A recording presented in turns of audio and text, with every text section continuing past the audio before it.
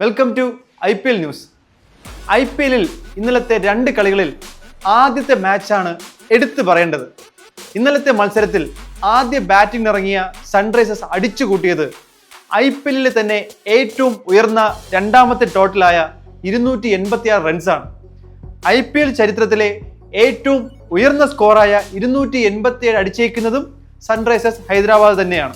270 മൂന്നാം സ്ഥാനത്തുള്ളതും ഹൈദരാബാദ് തന്നെയാണ് എന്നതാണ് ഏറ്റവും വലിയ പ്രത്യേകത. ഇനി മാച്ചിലേക്ക് വരികയാണെങ്കിൽ നമ്മൾ ഒട്ടും പ്രതീക്ഷിക്കാത്ത ഒരു പ്ലെയർ മുംബൈയിൽ നിന്ന് ഹൈദരാബാദിലേക്ക് ചേക്കേറി.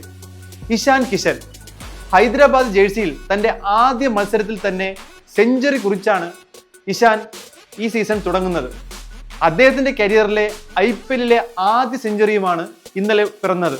ഇത്രയും വർഷം മുംബൈയിൽ കളിച്ചിരുന്നുവെങ്കിലും 99 റൺസാണ് മുംബൈ ജേഴ്സിയിലെ ഇഷാന്റെ ഏറ്റവും ഉയർന്ന സ്കോർ. ഹൈദരാബാദ് ഒരു വമ്പൻ ടോട്ടലിലേക്ക് പോകാനുള്ള കാരണവും ഇഷാന്റെ ഈ സെഞ്ചുറിയാണ്. അഭിഷേക് ശർമ്മ മങ്ങിയെങ്കിലും ട്രാവിസ് ഹെഡ് ഇന്ത്യൻ പിച്ചെന്ന് കേൾക്കുമ്പോൾ ആറാടും. അത് ഇന്നലെയും സംഭവിച്ചു. 286 എന്ന റൺമല ചേസ് ചെയ്യാൻ ഇറങ്ങിയ രാജസ്ഥാന് തുടക്കത്തിലെ ജയ്സ്വാളിന്റെ വിക്കറ്റ് നഷ്ടപ്പെട്ടു. സഞ്ജുവും ജുറയിലും പൊരുതിയെങ്കിലും 44 റൺസിന് തോൽവി ഏറ്റുവാങ്ങി പരാജയപ്പെട്ടു. ഇനി രണ്ടാമത്തെ മത്സരത്തിലേക്ക് വന്നാൽ പാണ്ഡ്യയുടെ അഭാവത്തിൽ സൂര്യകുമാർ യാദവ് ആയിരുന്നു മുംബൈയെ നയിച്ചത്. ഒരു വമ്പൻ ടോട്ടലിലേക്ക് പോവേണ്ടിയിരുന്ന മുംബൈയെ ധോണി തൻ്റെ മികച്ച ഒരു സ്റ്റംപിങ്ങിൽ സൂര്യകുമാറിനെ പുറത്താക്കിയതോടുകൂടി മുംബൈയുടെ സ്കോർ 155 റൺസിന് ഒതുങ്ങുകയായിരുന്നു. പ്രായം ഇത്രയേറെ കഴിഞ്ഞെങ്കിലും ധോണിയുടെ കൈയുടെ വേഗത ഒട്ടും കുറഞ്ഞിട്ടില്ല എന്നത് ഇന്നലെ ആരാധകർ സാക്ഷ്യം വഹിച്ച കാര്യമാണ്. പഴയ വിന്റേജ് ധോണിയായിരുന്നു ഒരു നിമിഷം നമ്മൾ കണ്ടത്. എല്ലാ കാലത്തും ആ കൈകളിൽ ഏത് ക്യാച്ചും ഏത് സ്റ്റംപിങ്ങും ഭദ്രമായിരുന്നു.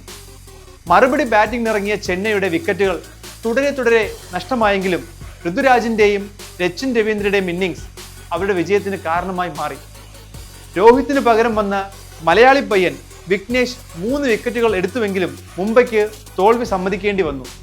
മലയാളികൾക്ക് അഭിമാനമായി പുതിയൊരു താരോദയം മുംബൈ ഇന്ത്യൻസിൽ ഇന്ത്യൻ ക്രിക്കറ്റിൽ പിറന്നിരിക്കുന്നു. വിഘ്നേഷ്. ആരാധകർ സ്ഥിരം പറയുന്നത് പോലെ ദൈവത്തിന്റെ പോരാളികൾ ആദ്യം തോറ്റുകൊണ്ടാവും തുടങ്ങുന്നത്. മുംബൈ പലതവണ തോൽവിയിൽ നിന്നും വിജയത്തിലേക്ക് കുതിച്ചു പായുന്നത് നമ്മൾ കണ്ടിട്ടുള്ളതുമാണ്. ഏത് ക്രൂഷ്യൽ ടൈമിലും ഏത് ക്രൂഷ്യൽ സിറ്റുവേഷനിലും മികച്ച പ്രകടനങ്ങൾ പുറത്തെടുത്തിട്ടുണ്ട് മുംബൈ പലതവണ. ഒരു ഫിനിക്സ് പക്ഷിയെ പോലെ മുംബൈ വിജയങ്ങളിലേക്ക് പറന്നു വരുമോ നമുക്ക് ഈ സീസണിൽ കണ്ടു തന്നെ അറിയാം. ഇനി ഇന്നത്തെ മത്സരത്തിലേക്ക് വരികയാണെങ്കിൽ ലക്നൌവും ഡൽഹി ക്യാപിറ്റൽസും തമ്മിലാണ് ഇന്നത്തെ മത്സരം.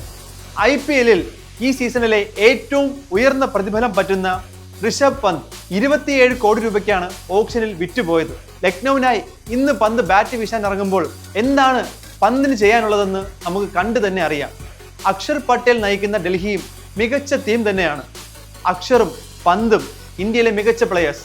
ഡൽഹി ക്യാപിറ്റൽസും ലക്നൗ സൂപ്പർ ജയൻസും ഈ ടീമുകൾ ഏറ്റുമുട്ടുമ്പോൾ ആര് വിജയിക്കുമെന്ന് നിങ്ങൾ തന്നെ പ്രെഡിക്റ്റ് ചെയ്യൂ.